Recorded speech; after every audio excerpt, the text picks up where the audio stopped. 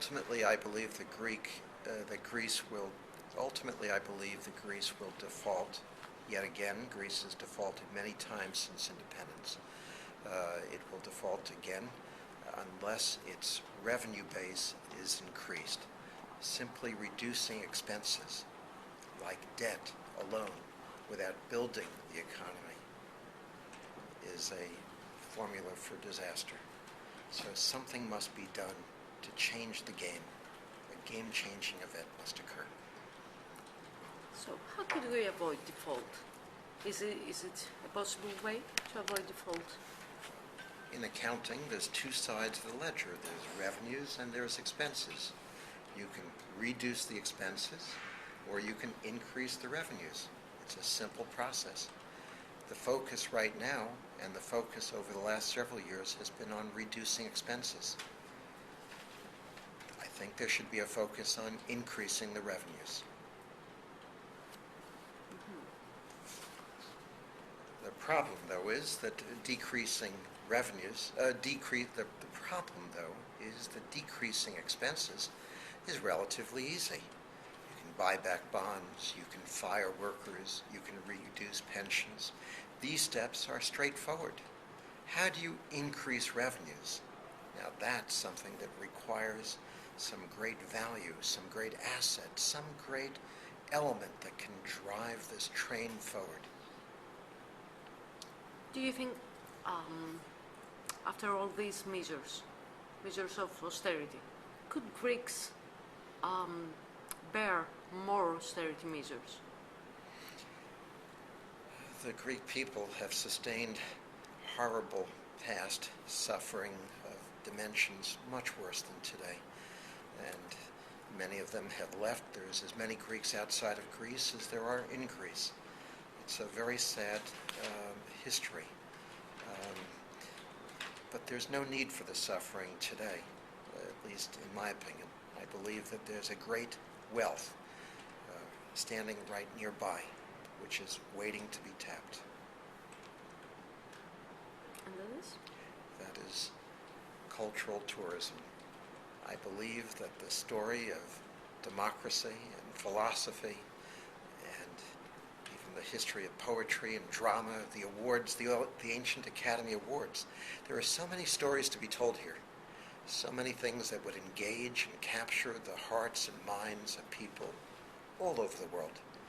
I think it's a relatively straightforward task. It's really just a matter of inertia.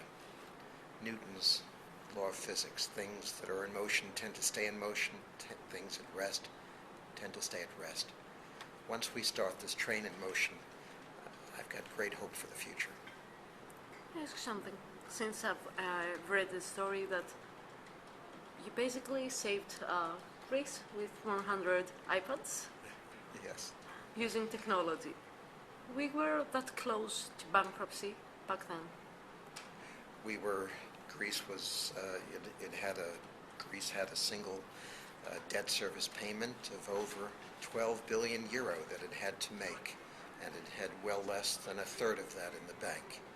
So pushing that event away from death's door was mandatory, and we were fortunate that with a great team and a great set of tools, we were able to make it past that divining moment.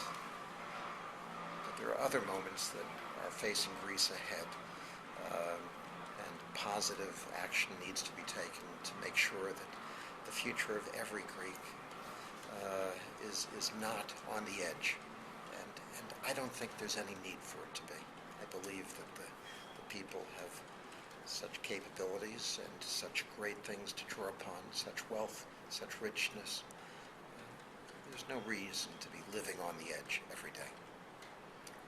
All this conflict between European Union and IMF about the situation of Greece and the policies that Angela Merkel is asking, more and more measures of austerity, and not just for Greece, for other European countries that have also economical problems. What do you think of all this they can't, about the conflict between European Union and IMF. Well, regarding Angela Merkel, as you may know, she's a pretty smart woman, and she trained in physics. The next time she comes here to Athens, I would talk to her about Archimedes. Archimedes was a man who said, give me a lever long enough and I'll move the world. It's an amazing story, this Archimedes and his physics thing, but yet we don't build on it. On the subject, though, of Germany and others calling for reductions, the answer is that those calls for reduction come from people who've trained in economics, people that use as a tool something called regression analysis. And regression analysis is a technique for predicting the future based on measuring the history of the past. It's not based on new development. It's not based on steps forward. It's based upon an assumption that the past will define the future. But there's no reason why the past has to define the future. We're humans, each one of us. We don't need to walk in steps and pathways that were walked in by others. We can choose a path of our own choice. We can go in a direction that we think will lead us forward. And a message to Greeks that are, I'm sure you know that rate of unemployment is really high for the country. What do you suggest to all these people that are seeing all these facts affecting their lives and they can't do anything about it? Why can't they do anything about it? Are they enslaved, or are they in chains, or are they waiting for Mr. Big, waiting for government to tell them what to do? Are they waiting instructions from up on high? I think Greeks are inherently, like many people in the world, entrepreneurial in nature, and perhaps they're waiting for something, they're waiting for God or government or someone to tell them what to do. My statement to everyone is look in the mirror. That's who's going to tell you what your future is. You're going to make your own bed. You're going to define your own future. And look around you and see what's good that you can build upon. If you're near a farm and you see an orange growing on a tree and no one's picking it, go out there, grab it, and either eat it yourself or sell it to someone.